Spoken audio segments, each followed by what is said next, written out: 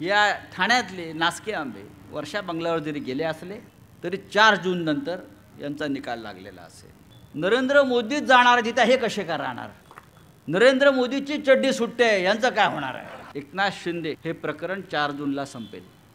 पैसे वाटत फिरतायत कोल्हापूरला शाहू महाराजांचा पराभव व्हावा। जे शाहू महाराज छत्रपती शिवाजी महाराजांचे वंशज त्यांचा पराभव करण्यासाठी हे नकली शिवसेना जी आहे यांची हे महाशय 100 कोटी रुपये घेऊन कोल्हापूरच्या एका हॉटेलात बसले शाहू महाराजांचा पराभव करण्यासाठी।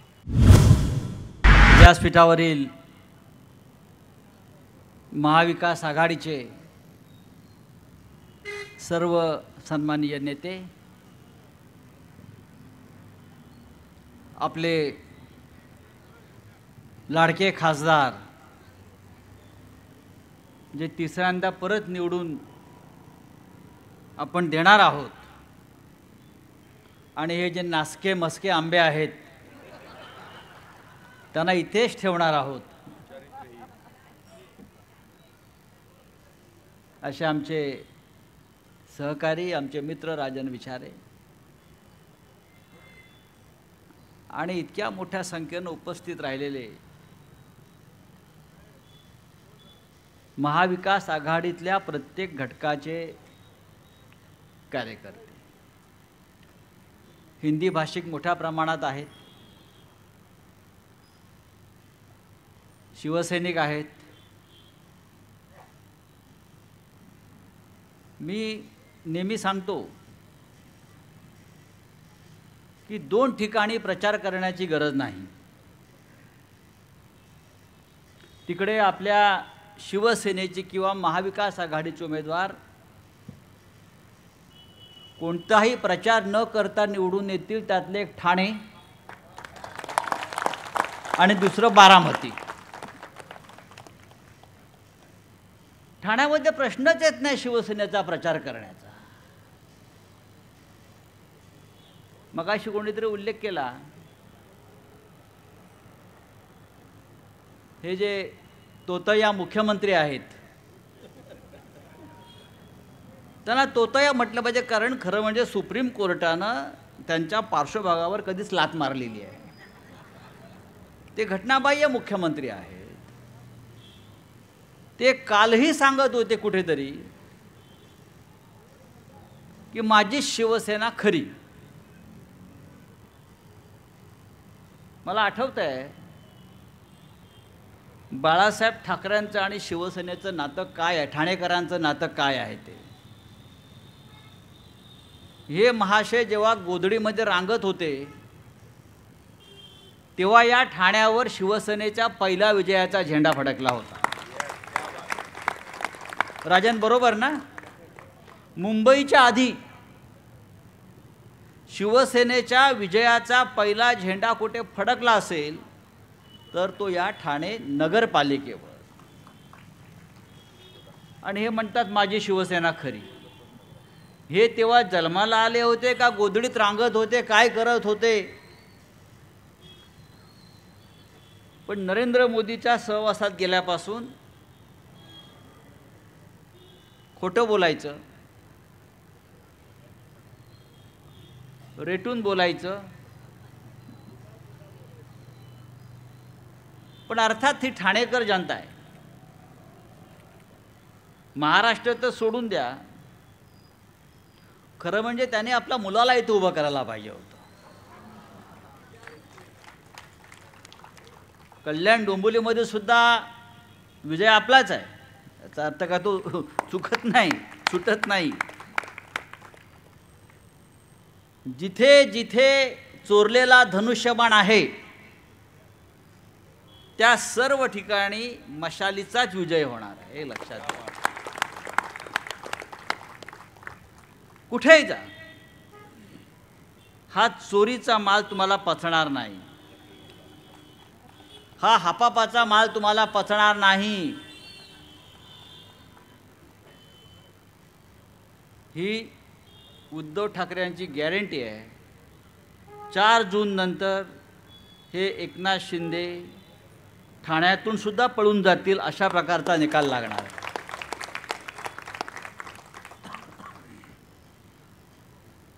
या देशातून नरेंद्र मोदी नावाचं पार्सल हिमालयात चाललेलं आहे 4 तारखेनंतर.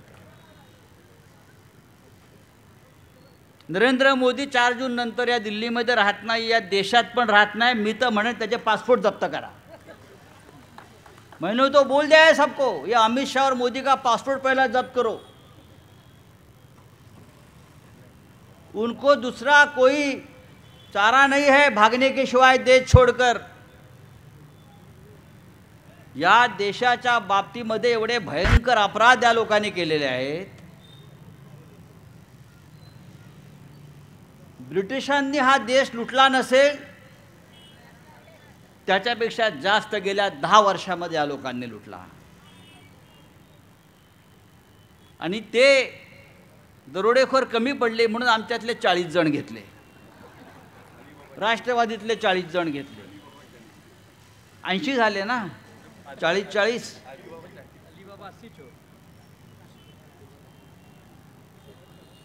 या महाराष्ट्रातलं चित्र बदलत आहे.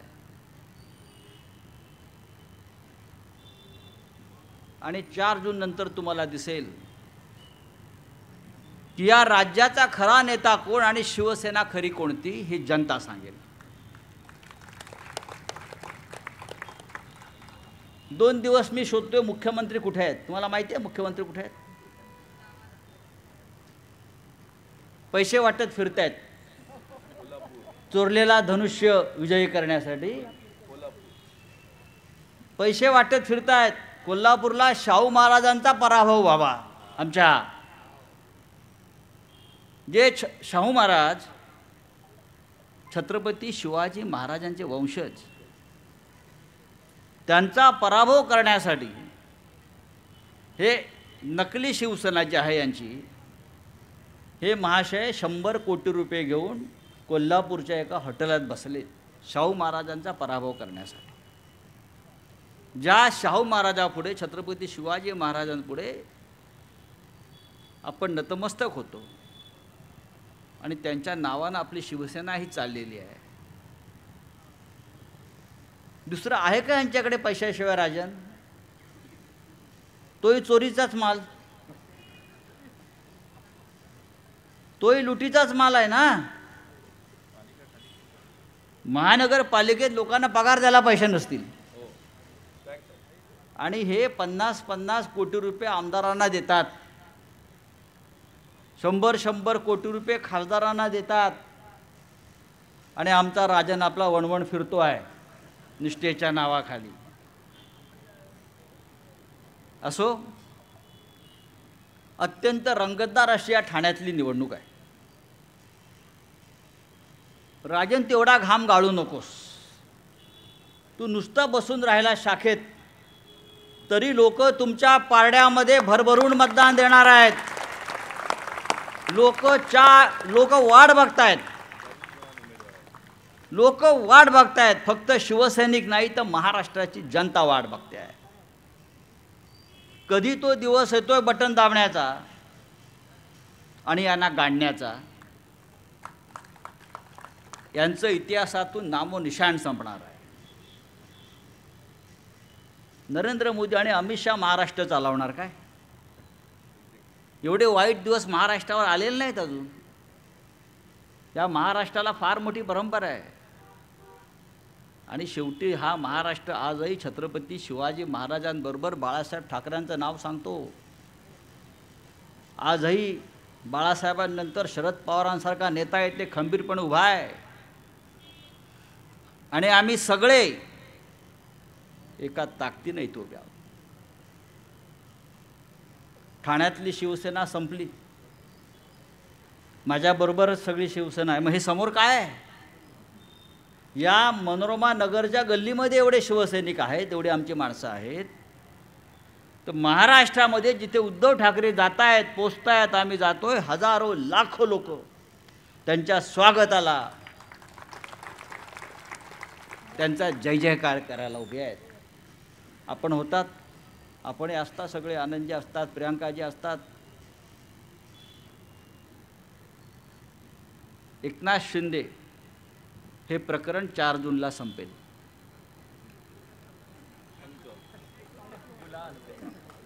क्या गुलाल तो उड़ेगा और धुलाई भी होगी।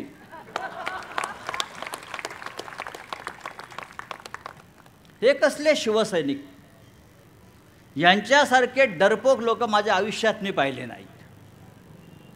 त्याला मी साक्षीदार आहे। मला वाटतं राजन आपण पण अयोध्येला असाल। आपण जेव्हा अयोध्येला गेलो तारीख लक्षात नाही माझ्या, शेवटचं हे 15 जून 2022 आप भी थे। 15 जून म्हणजे 14 जूनच्या रात्री हे महाशय माझ्या खोलीमध्ये आले आणि मला म्हणाले काहीतरी निर्णय घेतला पाहिजे। मी म्हणालो काय घ्यायचा निर्णय? हे काय आमचं वय तुरुंगात जायचं नाही म्हणाले। मी म्हणालो तुम्हाला तुरुंगात जायला मला भीती वाटते, आता काय मी तुरुंगात जाऊ शकत नाही।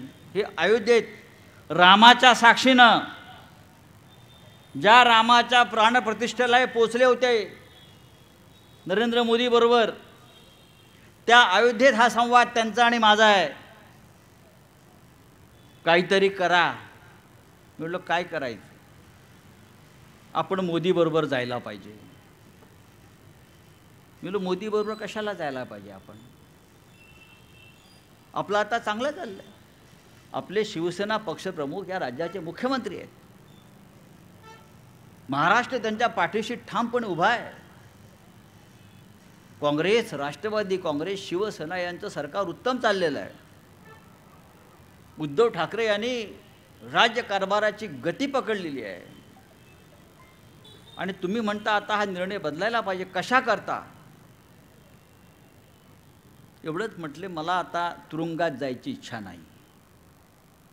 म्हटलं तुम्हाला तुरुंगात कोण आणि का पाठवते? तुम्ही असं काय क्रांतिकारक काम केलं आहे राष्ट्रासाठी? भगतसिंगासारखं, सुखदेवसारखं, राजगुरूसारखं, सावरकरांसारखं असं काय केलं आहे तुम्ही भूमिगत कार्य असं की ज्याच्यामुळे तुम्हाला देशाची सत्ता ही तुरुंगात पाठवायला निघाली आहे? नाही, माझ्या मागे ईडी आणि CBI लागलं आहे। म्हणजे ईडी CBI असं उगाच लागत नाही कोणाच्या मागे। ईडी CBI माझ्याही मागे लागले, पण त्यांना मला सोडावं लागलं शेवटी।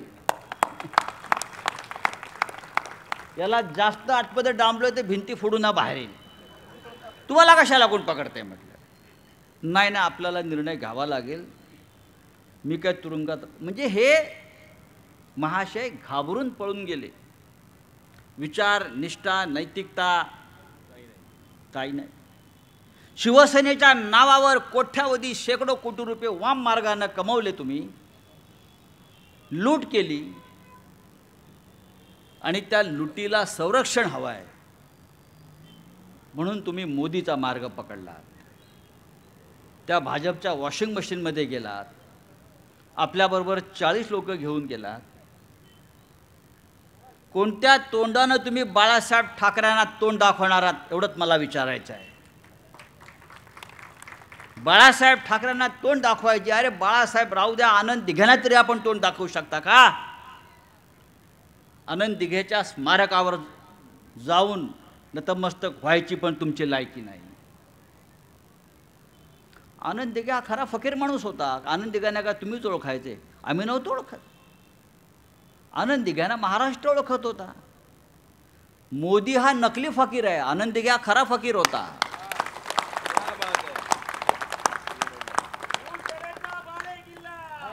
मोदी सारखं आनंद दिघे आपल्या फकिरीचं प्रदर्शन करत नव्हते। आनंद दिघे हा एक साधा, सरळ, प्रामाणिक, निष्ठावान शिवसैनिक होता। आयुष्यभर त्याने बाळासाहेब ठाकरेंच्या चरणाशी आपल्याला निष्ठा वाहिल्या। कोणत्याही पदाची, सत्तेची कोणती अपेक्षा त्यांनी ठेवली नाही। या ठाण्यातली शिवसैनिकांची एक पिढी घडवली त्यांनी। नगरसेवक केलं, कोणाला आमदार केला असेल, सर्व पक्षात त्यांना मानणारे लोक होते। अशा आनंद दिघ्यांना तरी आपण तोंड दाखवू शकाल का मिस्टर शिंदे? आणि हे नासके मस्के ते तेव्हा कुठेच नव्हते, अजिबात नव्हते. मला माहिती आहे, आम्ही आनंद दिघे साहेबांना फार जवळनं ओळखत होतो, सगळ्यांना माहिती आहे. त्यांचे आमचे फार जिव्हाळ्याचे संबंध होते.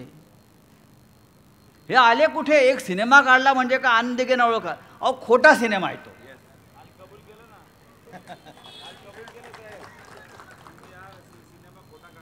हा सिनेमा खोटा सिनेमा, खोट्या कथा, खोट्या दंतकथा, हा दिघे साहेबांचा अपमान आहे. आणि दिघे साहेबांचा अपमान करणाऱ्याला या ठाण्यामध्ये पाय ठेवण्याची हिंमत होता कामा नये.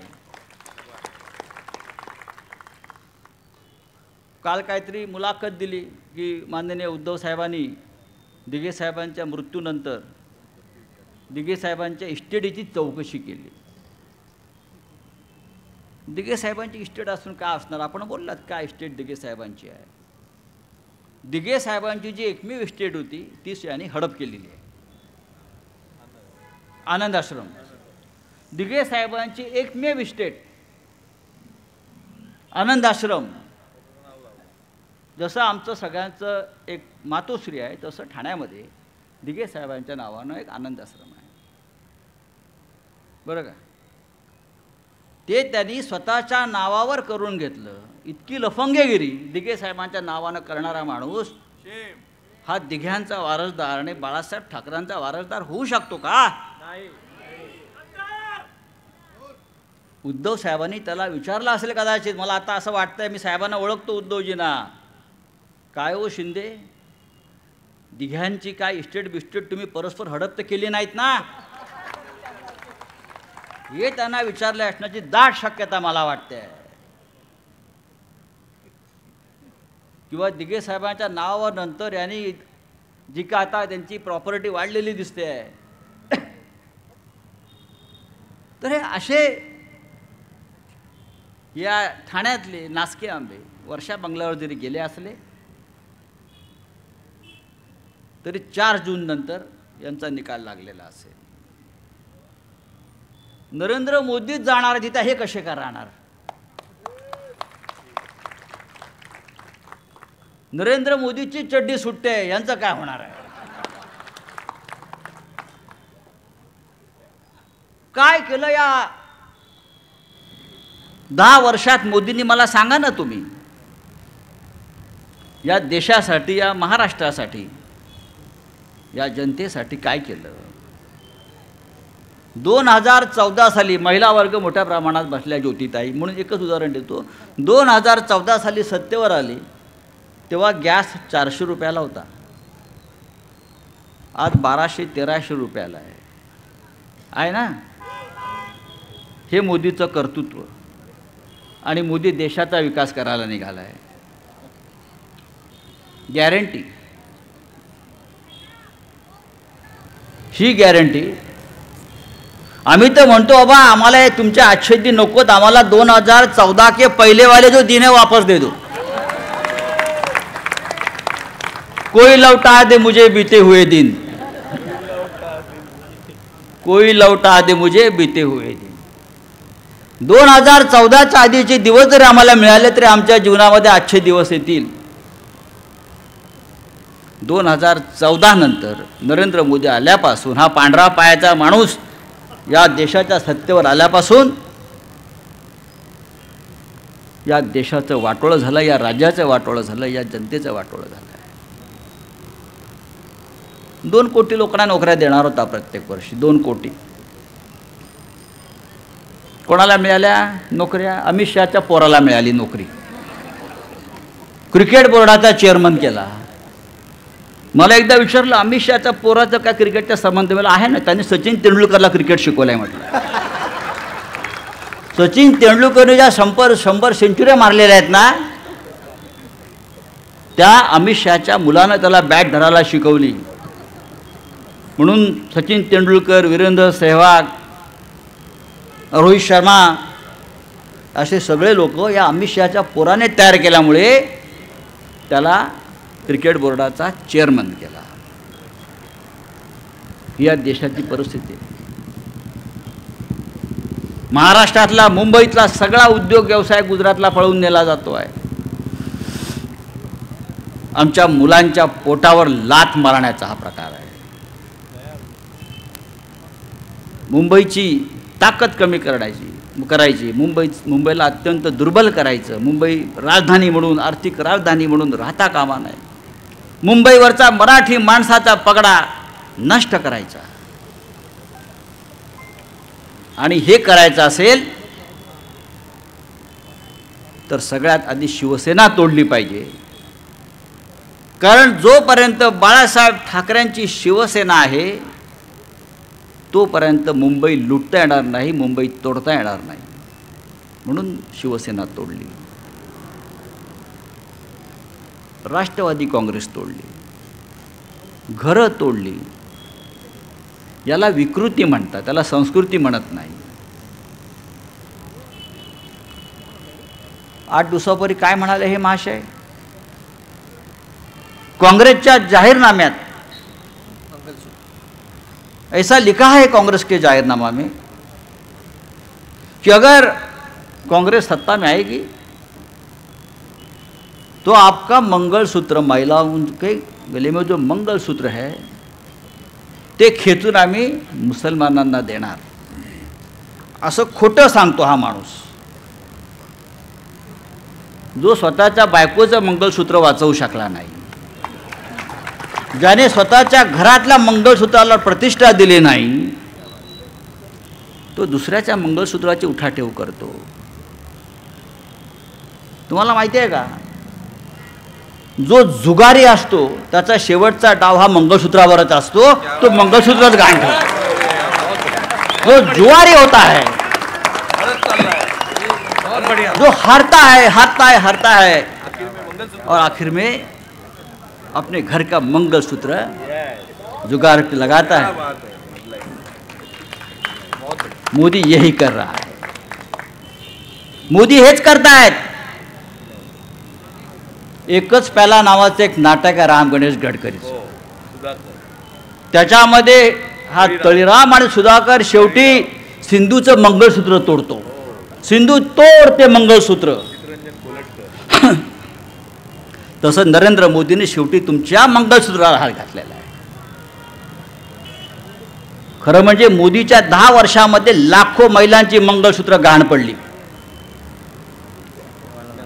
नोटबंदीच्या काळामध्ये, या मोदींनी लादलेल्या नोटबंदीच्या काळामध्ये हजारो आमच्या भगिनींनी, मातांनी आपलं मंगळसूत्र गहाण ठेवून आपलं घर चालवलं.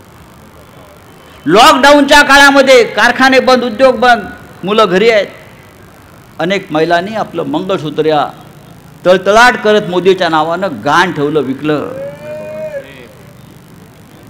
अनेक आजही असंख्य आमचे जवान काश्मीरच्या सीमेवर मृत होत आहेत, बलिदान होत आहेत, त्यांचे मंगळसूत्र या मोदीमुळे जात आहे. शिक्षणासाठी, आरोग्यासाठी अनेक महिला, अनेक माता आपलं मंगळसूत्र या मोदीच्या राज्यामध्ये आज एक गहाण ठेवत आहेत.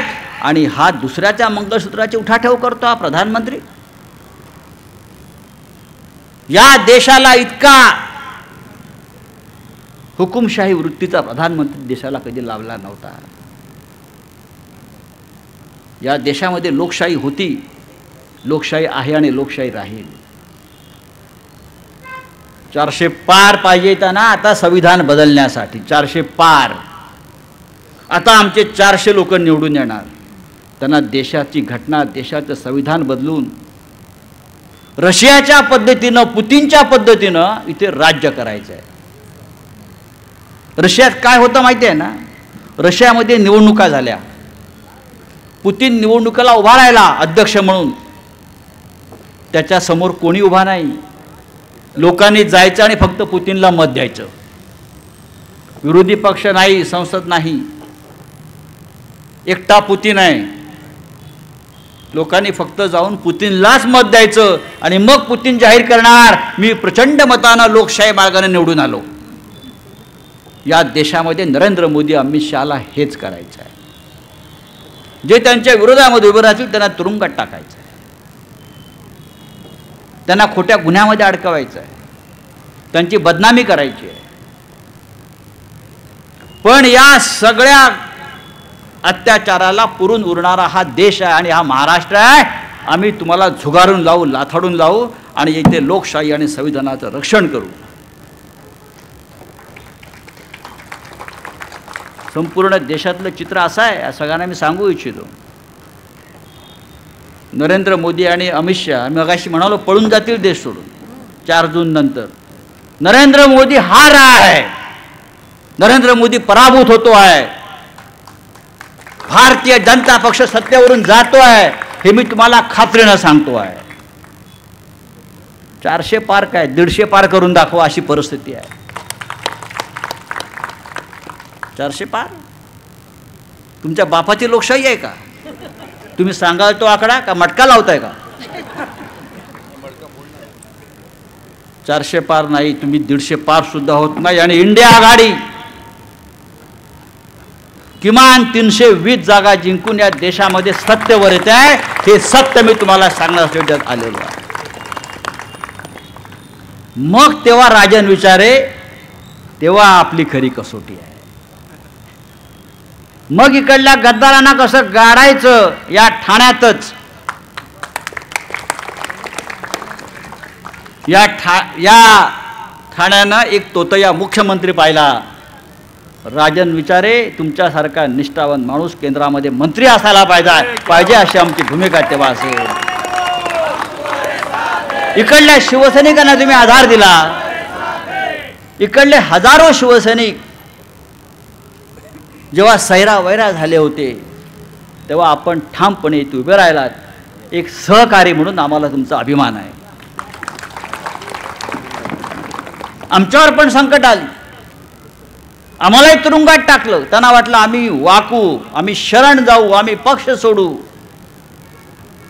पण मी त्या ईडीच्या अधिकाऱ्याला तोंडावर सांगितलं, गलत आदमी से पंगा लिया है तुम्ही, गलत आदमी से पंगा.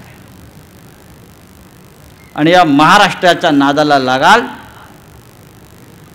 तर पंगा काय असतो हे तुम्हाला 4 जूनला दाखवल्याशिवाय राहणार नाही. मी ठाणेकरांना एवढंच आवाहन करीन की राजन विचारे यांच्या पारड्यामध्ये एवढी मतं टाका, एवढी मतं टाका, एवढी मतं टाका कि जैसे दुबे जी आपने कहा कि बीपी हाई हो जाएगा और ये टूट जाएगा.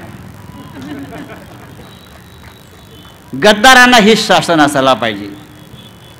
आनंद दिघे म्हणाले होते गद्दारांना माफी नाही. राजन बरोबर ना?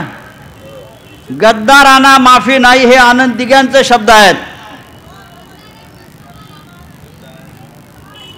गद्दारांना क्षमा नाही. आणि आपण तो दिघे साहेबांचा विचार 4 जून नंतर अंमलात आणायचा आहे. गद्दारांना माफी नाही. राजन विचारे त्यांची मशाल ही ठाण्यातून सुद्धा पेटून दिल्लीत जाईल आणि कल्याण डोंबिवलीतून सुद्धा जाते आहे. खात्री बाळगा. जय हिंद, जय महाराष्ट्र.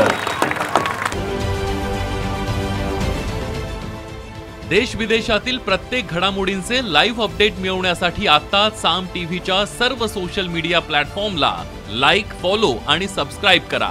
तसंच सर्व नोटिफिकेशनसाठी बेल आयकॉन प्रेस करायला विसरू नका.